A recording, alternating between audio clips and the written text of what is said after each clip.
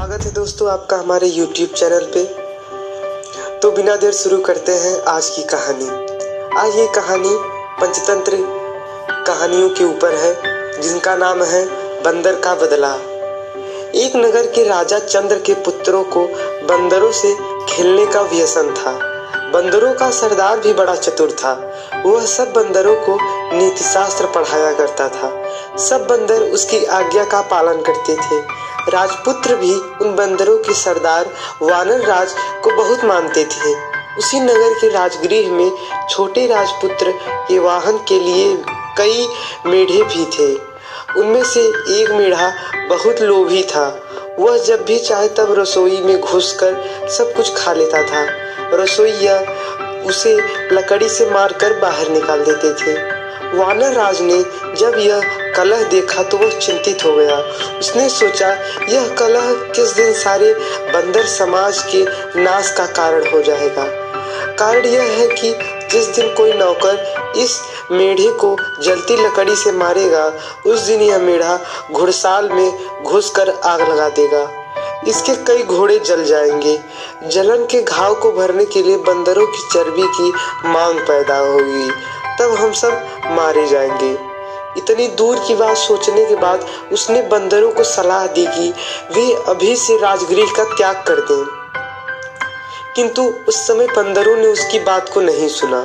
राजगृह में उन्हें मीठे मीठे फल मिलते थे। उन्हें छोड़कर वे कैसे जाते? उन्होंने वानर राज से कहा कि बुढ़ापे के कारण तुम्हारी बुद्धि मंद पड़ गई है। हम राजपुत्र के प्रेम व्यवहार और अमृत समान मीठे फलों को छोड़कर जंगल में नहीं जाएंगे। वानर राज ने आंखों में आंसू भरकर कहा, मूर्खों, तुम इस लोभ का परिणाम नहीं जानते। यह सुख तुम्हें बहुत महंगा पड़ेगा।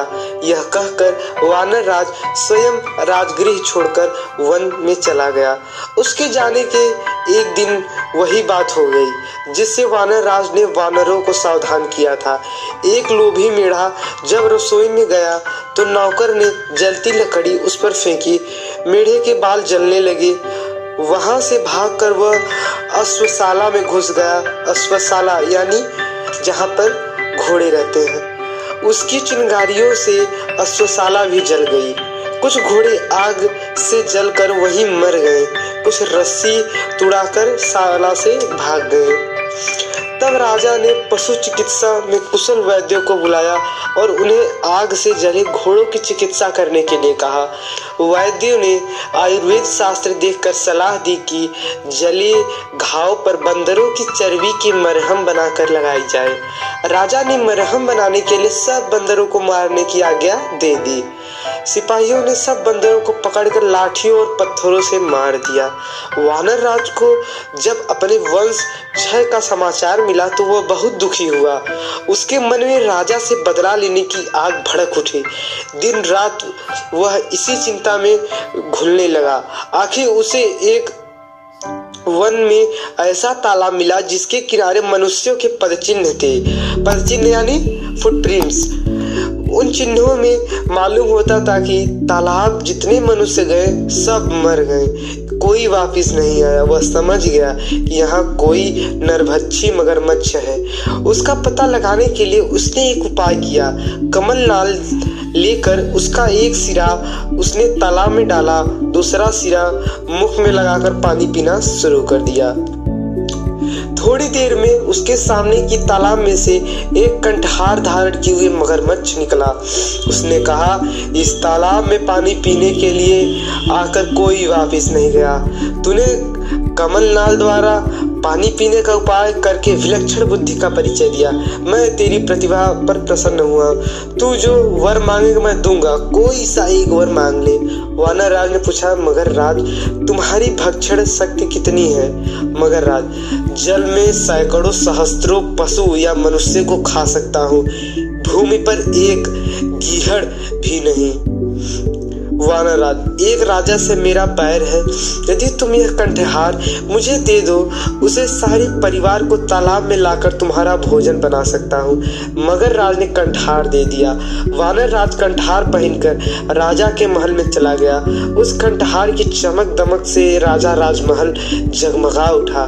राजा ने वह कंठहार देखा, पूछा, वानरराज, यह कंठहार तुम्हें कहाँ से मिला? वानरराज ने कहा, राजन, यहाँ से दूर वन में एक तालाब है। वहाँ रविवार के दिन सुबह के समय जो गोता लगाएगा उसे वह कंठहार मिल जाएगा। राजा ने इच्छा प्रकट की कि वह भी समस्त परिवार तथा दरबारियों समेत उस तालाब में जाकर स्नान करेगा, जिससे सबको एक कंठहार की प्राप्ति हो जाएगी। निश्चित दिन राजा समेत सभी लोग वानरराज के साथ तालाब पर पहुंच गए। किसी को यह न सूझा कि ऐसा कभी संभव नहीं हो सकता। तृष्णा सबको अंधा बना देती है, लालच सबको अंधा बना देती है। सैकड़ों वाला हजारों चाहता है, हजारों वाला लाखों, और तृष्णा रखता है। लक्षपति करोड़पति बनने की धुन में लगा रहता है। मनुष्य का शरीर जरा जीर्ण हो जाता है, लेकिन तृष्णा सदा जवान रहती है। राजा की तृष्णा भी उसे काल के मुख तक लेकर गई। सुबह होने पर सब लोग जलाशय में प्रवेश करने को तैयार हुए। वानरराज ने कहा, आप थोड़ा ठहर जाएं, पहले और लोगों को कंठहार लेने दीजिए। आप मेरे साथ जलाशय में प्रवेश कीजिएगा। हम ऐसे स्थान पर प्रवेश करेंगे जहां सबसे अधिक कंठहार मिलेंगे। जितने लोग जलाशय में गए सब डूब गए, कोई ऊपर ना आया।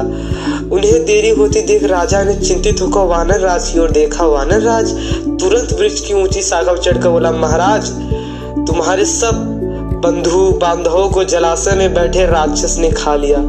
तुमने मेरे कुल का नाश किया था, मैंने तुम्हारा कुल नष्ट कर दिया। मुझे बदला लेना था, ले लिया। जाओ, राजमहल को वापस चले जाओ। राजा क्रोध से पागल हो रहा था, किंतु अब कोई उपाय नहीं था। वानरराज ने सामान्य नीति का पालन किया। हिंसा का उत्तर प्रतिहिंसा से और दुष्टता का उत्तर दुष्टता से देने की व्यवहारिक नीति। राजा के वापस जाने के बाद मगरराज तालाब से निकला। उसने वानरराज की बुद्धिमत्ता की बहुत प्रशंसा की। दोस्तों, इस कहानी से हमें यह सीख मिलती है कि लोभ बुद्धि पर पर्दा डाल देता है कि अगर हम बहुत ज़्यादा लालच करेंगे तो एक न एक दिन हम अपने अधिक लालच के कारण हम अपने जान गंवा बैठेंगे।